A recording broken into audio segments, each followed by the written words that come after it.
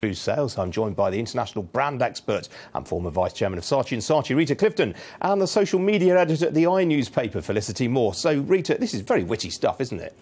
Yeah, it is very witty stuff, but I mean, they've earned the right to be witty. There is nothing sadder than a brand that actually is trying to kind of be fun, trying to be social and everything else, when they don't get their basic product and service right. So that's the killer insight here, is you've got to be a really good business with a decent product in the first place. Otherwise, save your breath and save your money.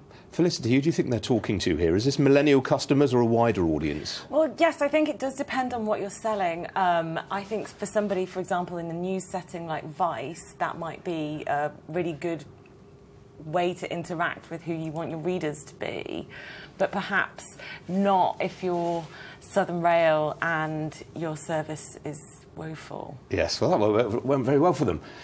Well, Wendy's sarcastic put-downs have earned it an 80% increase in followers during the past year. Some companies, however, have not been so adept at Twitter campaigns, and attempts at engaging have painfully backfired. Walker's recently suffered a backlash after it tried to promote its brand through inviting people to post selfies with Gary Lineker. The feed was inundated, as you can see there, with pictures of the former football star with a range of unpalatable characters, from Stalin to Jimmy Savile.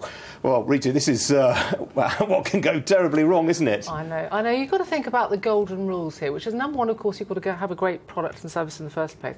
Secondly, you've got to produce great content that people want to share. But thirdly, don't ask for it. There are some really, really terrible examples where, you know, an investment company or, you know, a bank was saying, you know, ask JPM. And, of course, people would say things like, you know, you're stuck in a room with no key, you've got a paper clip and a light bulb and everything else. Now, how do you defraud investors?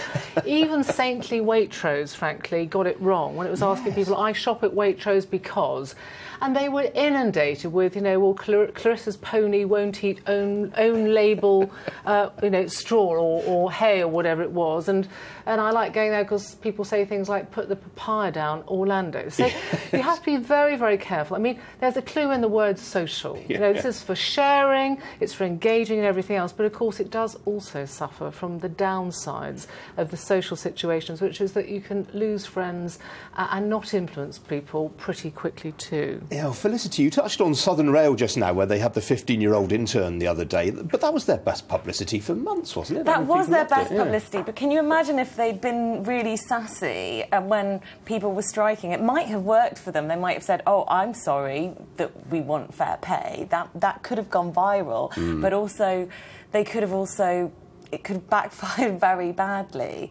I think it depends on... And I think also what's interesting is I'm very interested to see how it works in a British context, because Wendy's is American, there's a bit of sass going around. Sort of BBC Three, I think, do it quite well. And I think with younger audiences, they quite like it because they understand that it's playful. Yeah, but I mean, older customers might find it a bit disrespectful almost, mightn't they?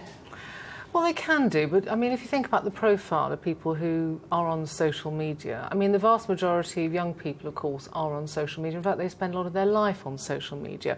Now, clearly, internet users, I mean, the majority of them are using social media, but it does go down by age group. So you've got to make sure you're age appropriate, that you're brand appropriate, that you're message appropriate, but at the end of the day, you've got to be a really, really good business where your own staff care about you. They're prepared to say nice things about you.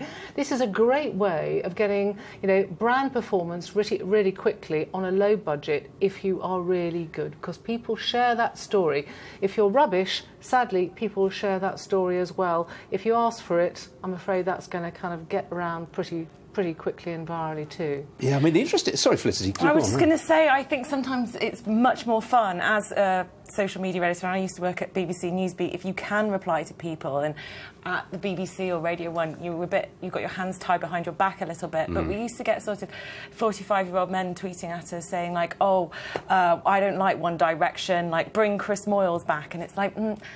maybe you should just change radio stations. Yes. Oh, well, you have to be very careful about that one, certainly, looking as though you're trying to groove it up, down with the kids. really, really bad news. You've got to make sure you get the message right. You've got to make sure that you get your offers right. And, of course, you've got to make sure you get the language right, too. And I mentioned Waitrose earlier. They were great. They came out and said, we enjoyed reading all these jokes, too. So they got themselves in on the joke, even though they actually made a mistake in the first place. So you can recover from these situations, but not if you are a bad business or a rubbish brand. Very briefly, Felicity, who do you think has been the best example lately? I think Greggs is really good. I think they sort of hit it just about right, and they're trying to be niche and be in on the joke a little bit, perhaps like a Nando's, like Cheeky Nando's and all of that going round, and they tweet at Ed Sheeran, that they're trying to sort of get in with that kind of thing, and they reply to people. I think also Virgin have been quite good. I know somebody tweeted at them saying, oh, there's no toilet roll. OK, we'll leave it there, I'm afraid. Felicity Moore, Scrooge Tipton. Leave it there.